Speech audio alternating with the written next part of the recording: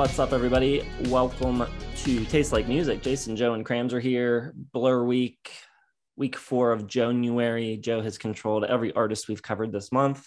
We're finally getting away from the Joe selections and covering a real band that Joe hates next week, The Darkness.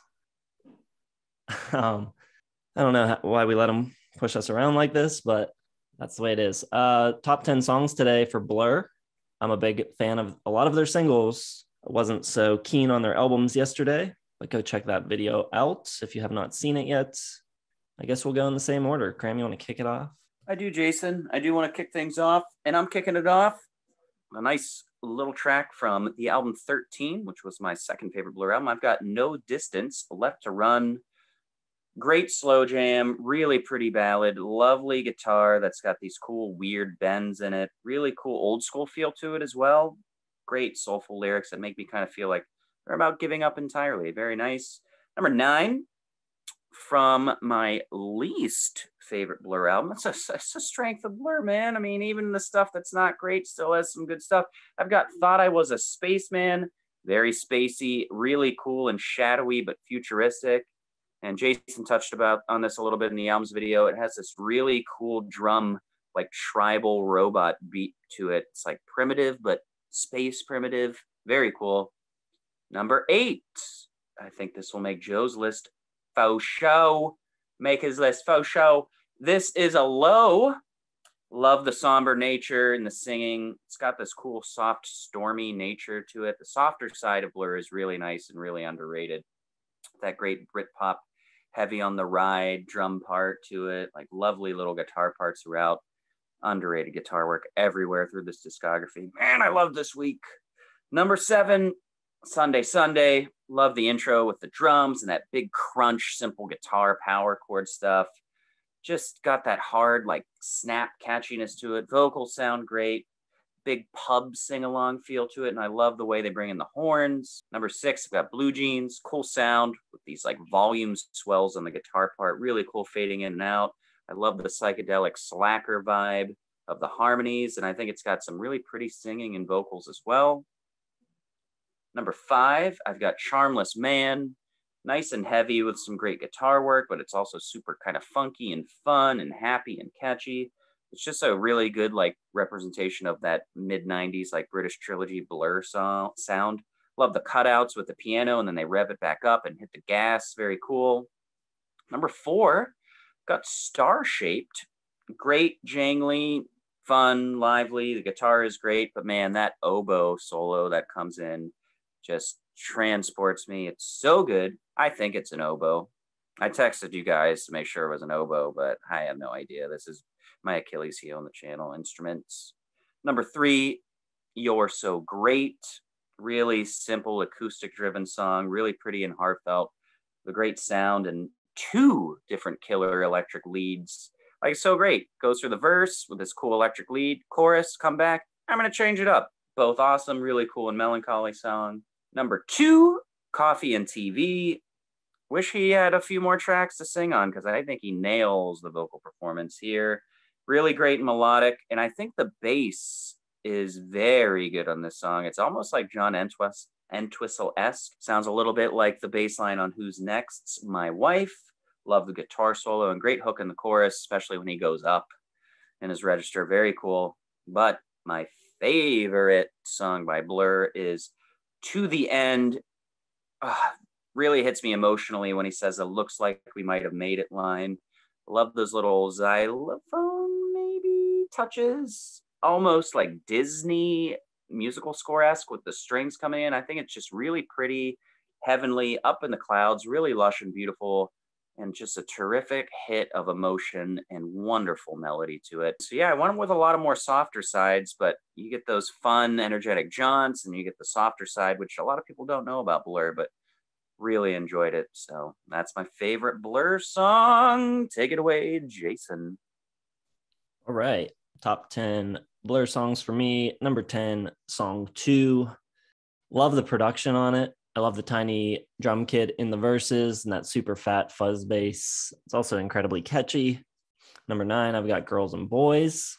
Love the bass playing on this one. Really cool disco beat. Also very catchy. Number 8, Tracy Jacks. More great bass work. I love the ooh, ooh, ooh, oohs. I think the lyrics to this track are also great. Number 7, End of a Century. I like the chord progression on this one a lot. A little bit Beatle-esque. Very cool. Number 6, To the End. Cram's number 1. I think it's a totally different sounding track for them. Heavily orchestrated with strings and Damon Albarn's practically crooning on it. Very cool and interesting. Number 5, I've got Country House. I think this song has an incredible chorus. Love all the different things going on in the backing vocals as well. And I love the breakdown where it drops everything out except the backing vocals. And then when the band kicks back in, I think it works really well. Number 4, I've got Parklife. You got Phil Daniels doing the spoken word, which I think is great. It's also got some really cool baritone sax going on. I love the attitude on display on this track as well. I think it's one of the defining songs of the era. My number 3 is Bad Head. I love the feel, very relaxed, and the melody just kind of floats over top of the track. I also really love whatever the keys are on this track. I'm not quite sure what it is. I think it might be a melodica. My number 2 is Charmless Man, which I think is so effective, dropping the band out after the intro, down to just the keys. I love the guitar bends going on in the pre-chorus and the na-na-nas. Really catchy. But my number 1, easily by a mile, is Beetlebum, a song about drug use. I love the guitars in the verses. They sound really cool. And when he sings, and when she lets me slip away, I just think that's a great use of tension and release. I think it's so well constructed. Love that track. Man, I gotta say, they have so many great songs, and I really wish we could go to 11 because Country House, awesome. So good. My 11 is Beetlebum. I kicked it off because I didn't want to have just singles, basically, because pretty much it's all singles, but I had at least 4 songs from every single album in the running, except for the last 2 that don't count. My number 10, not on any album, but it should have been on the self-titled because it would have been the perfect single, All Your Life. Albarn's very Bowie phase. Like he's really channeling either Bowie or like Mott the Hoople kind of on those verses. The chorus though, pure Britpop, great na-na-nas all over the place. Extremely catchy, can't believe they left it off. Number 9, To the End, a little saucy, sauntering love song. I love the French vocals in response to Albarn. Orchestration's great, really great chorus. Number 8, I got Blue Jeans. The harmonized vocals, just perfect. Really pretty melody on it. Just really lovely little kind of, not a big track, but just hits all the emotional notes perfectly. Number 7, Coffee and TV. Graham Coxon, I agree with Cramser, could have used a couple more vocal lines because he's really good. I mean, he has some lesser parts on Modern Life is Rubbish, but I mean, he can rock the lead vocals as well. It's really emotional, almost like heartbroken. Really beautiful track. Number 6, Bad Head. Love the horns, that ringing guitar line echoing through the synths. And I think Albarn's vocals, he sounds like fragile, little, taken aback on here. Really great all around there. Number 5, The Universal. Love the strings. I think Albarn sounds so emotive, powerful. Kind of reminds me of the best tracks on Parklife, that one from Great Escape.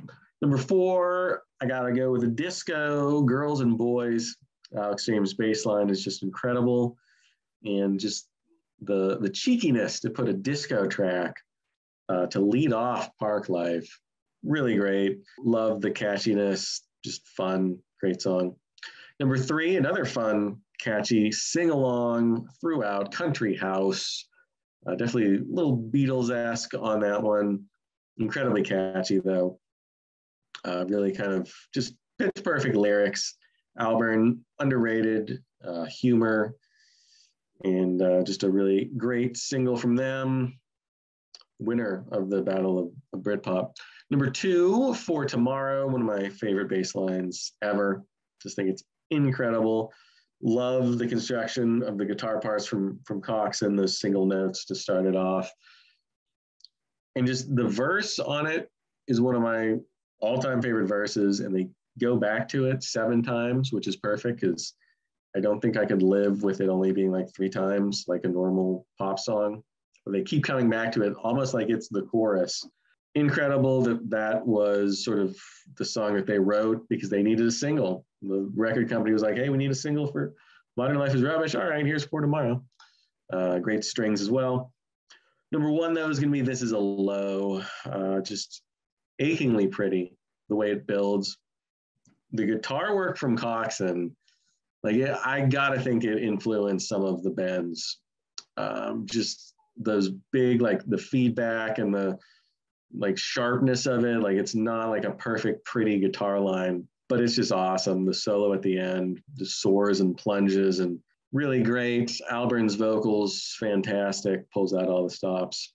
And I love that it's not the final track on Parklife, but it's the 15th track on Parklife. So you go through this whole kind of epic album of British, middle classness, and then it just ends on like the perfect note to tie it all together. You get the instrumental at the end, Lot 105, but This Is a Low, perfect emotional touchstone for that album, and I think their whole career. So it is my number 1, but gosh, there's a ton of great tracks I left off.